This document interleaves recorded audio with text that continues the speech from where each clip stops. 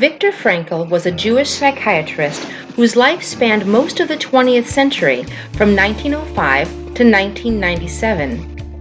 In 1942, during World War II, Frankl became a prisoner to the Nazi network of concentration and extermination camps, where he remained a prisoner for 3 years. Frankl suffered overwhelming personal loss as both of his parents, his brother, and his pregnant wife were murdered by the Nazis. In 1945, when he was finally liberated, Frankl wrote Man's Search for Meaning in only 9 days. The book is divided into 2 parts. Part 1 is an autobiographical account of his time as a prisoner of the Holocaust and his observations of the psychology of being a prisoner. His story is less about his trials and torture, what he suffered and lost, than it is about the sources of his strength to survive. So first of all, this is a book about survival. In fact, Frankl's concern is less with why most died than it is with the question of how anyone at all survived. 1 in 28 survived the Holocaust, and for some it was more than mere luck. His experiences at Auschwitz reinforced what was already one of his key ideas. Life is not primarily a quest for pleasure, as Freud believed, or a quest for power, as Alfred Adler taught, but a quest for meaning.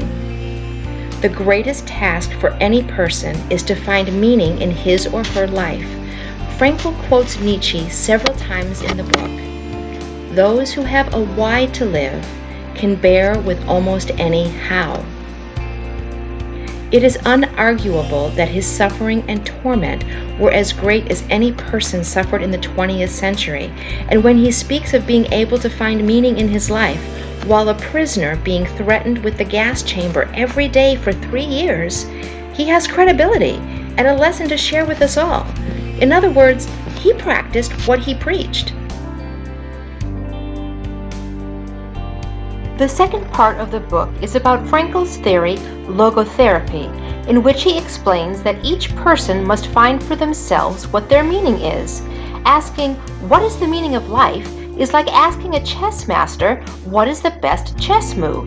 They would reply, "It depends on the game, the player, the opponent, where the other pieces on the board are, and other factors."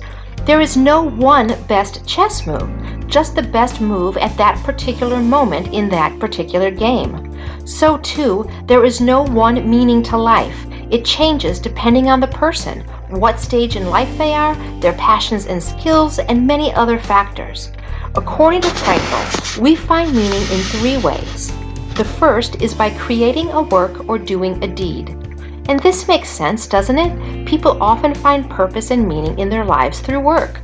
Those who do not discover meaning in their work are less likely to enjoy their professions than those who find purpose and significance in their careers. We know also that people find meaning in the deeds they do as well. Things such as volunteering and helping others are meaningful to many people, and behaving selflessly can give purpose and meaning. The second possible way to find meaning in life, says Frankl, is by experiencing something or encountering someone. Millions of people around the world find meaning in the exercise of their religious faith. Many have had spiritual experiences and encounters with their Creator that have completely pulled them out of illegal activities, drug addictions, abusive situations, and other personally destructive paths. People genuinely find salvation and purpose through their faith. Anyone who has been a parent can attest to the change in meaning their life had when their first child was born. Suddenly, there was a new life to nurture and protect, and that purpose was more powerful than any they had ever felt. Falling in love is similar and can give one new meaning to life. One of the things that gave Frankl meaning while imprisoned by the Nazis was the thought of his wife. In his own words, "My mind still clung to the image of my wife. A thought crossed my mind. I didn't even know if she were still alive. I knew only one thing, which I have learned well by now. Love goes very far beyond the physical person of the beloved. It finds its deepest meaning in his spiritual being, his inner self. Whether or not he is actually present, whether or not he is still alive at all, ceases somehow to be of importance." Sadly, both Frankl's parents, his brother, and his pregnant wife were killed by the Nazis. The final way to find meaning is by the attitude we take toward unavoidable suffering. A man who becomes conscious of the responsibility he bears toward a human being who affectionately waits for him, or to an unfinished work, will never be able to throw away his life. He knows the why for his existence and will be able to bear almost any how. Frankl said, "Once an elderly dental practitioner consulted me because of severe depression. He could not overcome the loss of his wife, who had died 2 years before and whom he loved above all else.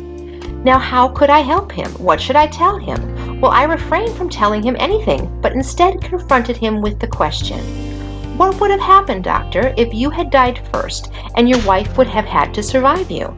'Oh,' he said, 'for her this would have been terrible. How she would have suffered.' Whereupon I replied, 'You see, doctor, such a suffering has been spared her, and it was you who have spared her this suffering, to be sure, at the price that now you have to survive and mourn her.' He said no word, but calmly shook my hand and left my office. In some ways, suffering ceases to be suffering at the moment it finds a meaning, such as the meaning of a sacrifice. Frankl tells us, when we no longer are able to change a situation, we are challenged to change ourselves. The second point that Frankl gets across to the reader is that while we cannot control what happens to us in life, we can always control what we will feel and do about what happens to us.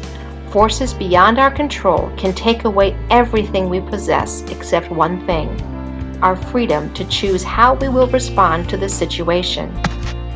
For several years, I commuted once a week to work in Orange County, California, which is 25 miles south of Los Angeles, while I lived 170 miles northwest of LA. Nearly every trip going there and coming home had terrible, frustrating traffic that kept me from getting where I wanted to get as fast as I wanted to get there. Without fail, there would be some sort of delay because of an accident or construction, and I would arrive stressed and irritated. Now you may be thinking to yourself, this is crazy. Why would anybody do this 400-mile round trip down and back to LA 4 times a month? And all I can say is this: I was willing to suffer the commute for the meaning I found in the work that I did. I chose to enjoy my drives rather than dread them. Although this did not stop me from choosing to be highly annoyed and upset some days because of the traffic. This was until this one day, and I passed a particularly tragic accident involving a semi-truck, several cars, and a motorcycle. I was suddenly brought to tears with the realization that I was so fortunate to be able to sit in the traffic rather than be the cause for the traffic. From that moment on, traffic has not bothered me, and instead I feel grateful for not being the reason for it. Now each trip afterward, the accident delays continued and the traffic was as bad as ever. Nothing about my situation changed because I literally had no control over it. As Frankl suggested, I took control over the only thing I could control, my attitude. I no longer saw myself as a victim. Instead, I was being given opportunities to be grateful for my life, my health, my family, my car, and getting to sit in traffic. Additionally, I could also control how early I left for work and soon allowed extra time for my morning commute to allow for traffic. This also decreased my anxiety and made my entire day better. While I am in no way comparing LA traffic to someone's illness or grief, I just use it as an example that I think most of us can relate to. What is your LA traffic today? What is happening in your life that you have no control over? You may be as unsuccessful in changing your situation as I was at stopping all traffic in and out of LA. Though are we truly powerless? You, as I did, can choose your attitude and response to the uncontrollable situation. Become a bitter person or a better person. You can either stay shaken or stand stronger. The choice is free for all of us. What makes your life worth living?